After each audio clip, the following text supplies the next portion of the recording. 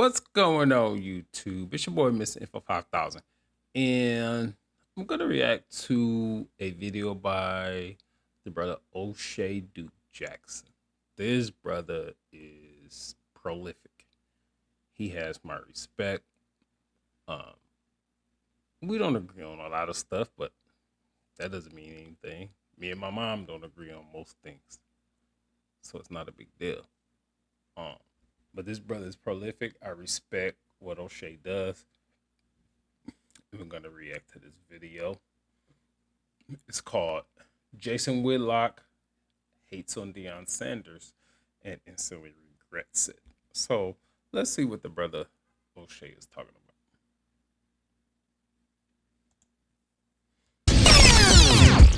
What's good, everybody? It's your boy, Oshay Duke Jackson, back at it again with another episode of The Celebrity Junk. The more and the more I listen to Jason Whitlock, the more I don't like him. I'm sorry, I'm going to just come out and get straight to the point.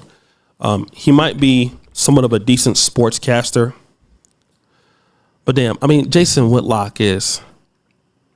to describe him as a hater is just on the surface level. It's on the phenotype. This guy has to be one of the greatest African-American journalist sellouts of this generation, which is more notable. I don't think Jason Whitlock is a sellout.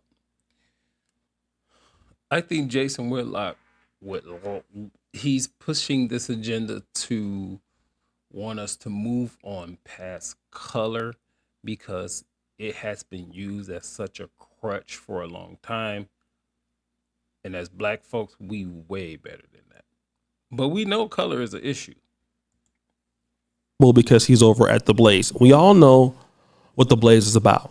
Now, let me just say this. Some of you guys are like, well, you know what? He has some level of ownership there in his show. He can hire people. He can do this. The guy is out of touch. I'm going to explain why. Okay. Now, Deion Sanders had his first win against TCU, who won last week. And Deion Sanders, who was one of the greatest football players, if not the greatest football player of all time. People like him and Bo Jackson come around every 30, 40 years. Okay? You can't just be a great athlete and be like that. You have to have an excellent mentality. Top tier. Deion Sanders. To say that there is a greatest football player doesn't do any justice because you have 22 guys on the field at any given time. I think the best case scenario would be the best player at his position because we know everything is heavily weighted toward the quarterback. There's two people that touch the ball every single time.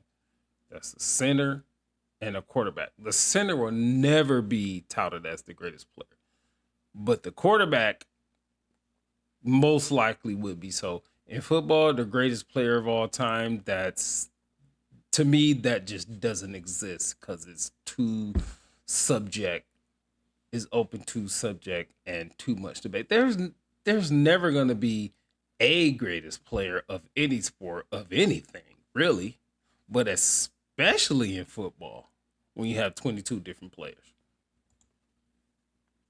Response to some haters who didn't believe in him. And then I want you to listen to what Jason Whitlock said. Now you can, again, it might be subjective. You can say athlete, the greatest athlete, but then what measured an athlete? Because then you go to his position and the things that he done. Deion has played baseball. He's played in the same season. Football. Deion was freaking fantastic. He is one of the greatest athletes of all time. And that's why I say athlete, because I'm referring to football. Look at me. What about me would make you think that I care about your opinion of me? Your opinion of me is not the opinion that I have of myself. You ain't make me, so you can't break me. You didn't build me, so you can't kill me. You know what? God established me, so you ain't nothing you can do to me. Dion is expressing a feminine, morally bankrupt worldview. And he's passing it off as confidence and a false bravado. He either is so devoid of self-reflection and understanding of the bigger picture, he doesn't know what he's doing, or he knows exactly what he's doing. He's dressing up a harmful worldview, a feminine worldview, a demonic worldview. He's dressing it up and calling it Christianity. And it bothers me. So you hear what he's saying about Deion Sanders' mentality. He's equating to a certain level of femininity. He's feminine, his thinking, what kind of person thinks like that. I mean, you heard what he had to say, which in my honest opinion makes no sense. Anybody who is great, who is super. With Jason Whitlock, I agree with a lot of stuff he says. But bringing in the feminine standpoint, I definitely don't agree with that. But Jason Whitlock has become very spiritual in the things that he has done. And he's getting to the point to where if it's not laid out line by line by line by line in the Bible as how you're supposed to act as a man and your behavior, I think Jason Whitlock is getting a little bit drastic as far as what he expects from a man. Actually, my opinion on it is Dion wants all this pressure on him, all of it, so the kids don't have to deal with it. These are kids from 18 to 22. He's gonna get new ones in all year. And to me, the greatest stand as a man, put all this on me. Put it on me. I can handle it. And I really think that's what Dion is doing. Super talented. If you are worried about how people feel about you, what your abilities are, and I get that to a certain level, we do care about what the general public thinks. But the general public could also misjudge your ability. Look at somebody like Terrell Davis, for an example. Terrell Davis, that year he was drafted, I can remember, not the year, but I believe Terrell Davis came out around the 6th or 7th round as a running back. He was from the University of Georgia. Was not highly touted. It was 1995. 6th round. I was in high school when he rushed for 2,008 yards. Now, after that year, he suffered, some injuries and things like that. But I can remember when Terrell Davis was passed up. Let me talk about another person that you may know of. Have you ever heard of somebody by the name of Tom Brady? Okay. 6th round, Michigan. Tom Brady came out in the 2000 draft. I remember watching him when he was a backup at the University of Michigan. His draft status that year, he was expected to be a 5th or 6th round. Okay. We ended up as the 49ers that year. We ended up taking somebody in the 3rd round, quarterback, who ended up being so awful. I don't even want to mention the guy's name. But we took a quarterback in the 3rd round who was terrible. He was a guy that was from my city. Again, it was the words. I'll mention him. The guy's name is Giovanni Carmazzi. He went to Jesuit High School. Terrible. The guy couldn't play. Couldn't do anything. All right? At the time, we had Bill Walsh as a general manager.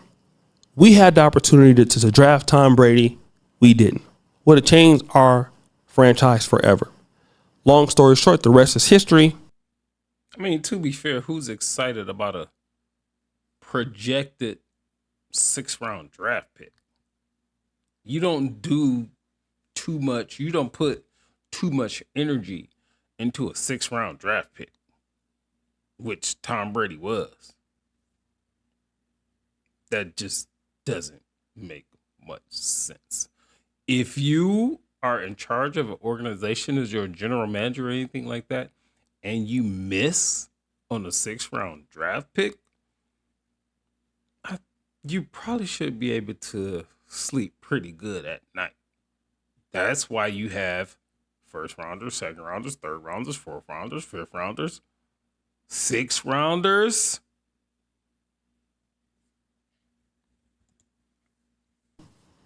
Tom Brady wins 6 Super Bowls. If Tom Brady would have sitting around, thinking about what people thought about him and cared about him, he would have never been who he is today. Steph Curry. Also, he's too small. He can't play.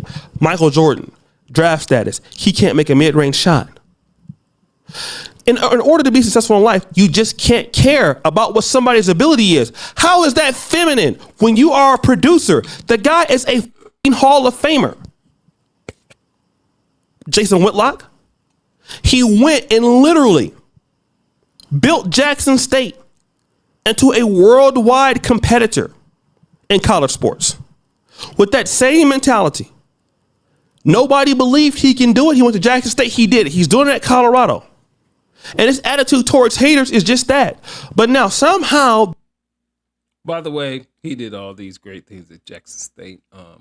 And up to this point, what is the date? September 8th or something like that. Deion has won one game so far at Colorado. Oh, don't get it twisted. I'm watching Colorado every time they're on TV. But let's, as they say, pump the brakes. Pump the brakes. Let's let this guy do what he's going to do. He's doing it different. And people are mad at him. Anybody that upsets things, they get hate. They get hated on, and people are mad at them. Whatever. Things don't change unless you upset the status quo. This is feminine in his thinking. It's just because you don't, Jason Whitlock, you have a problem with confident blacks. Ooh. You see. You have a problem with confident blacks that have a lot of confidence and ability in themselves, that like to do things with their own group, and they're not bootlicking such as you. Oh, and you have a personal problem with Deion Sanders. But that is exactly what it takes. You see, if Deion Sanders was in the sports industry, he wouldn't